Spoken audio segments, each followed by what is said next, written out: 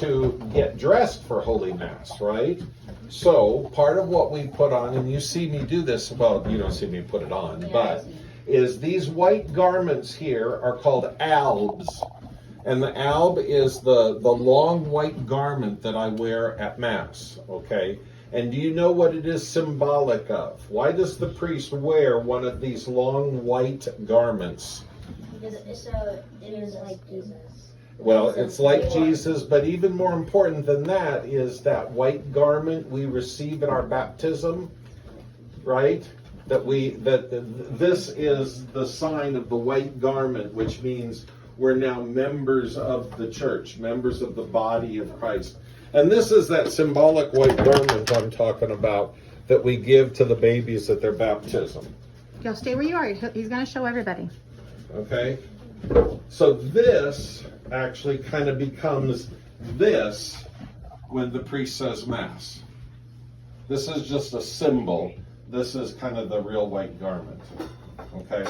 So I put that on to get ready for Mass, and then after first of all, I put on the amice. The amice is a cloth that goes around the neck, okay, like this, and it gets tied like this, and then over that goes the alb, okay, and this has a symbolic meaning because when you first start to put this on, you actually put it on your head like this, okay? And then we have a prayer that we say, and these prayers are all in Latin. We have a prayer that we say that reminds us that this is the helmet of salvation that St. Paul tells us to put on. And then after it's on our head and we say the prayer, then we put it like this. And it really sort of, from that point on, it does two things.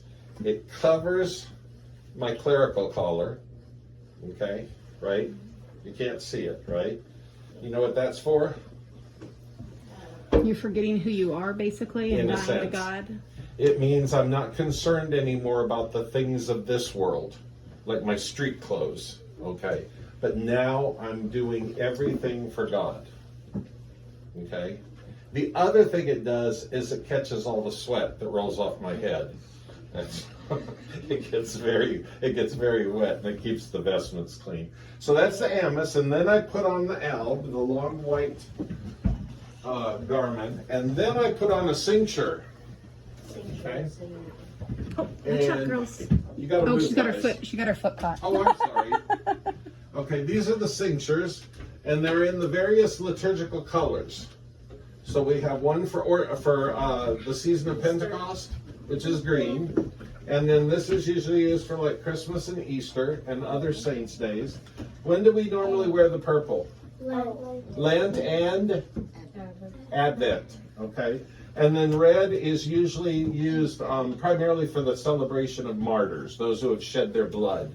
Do you wear it at Pentecost too? Pentecost is the kind of the one feast day that we wear it.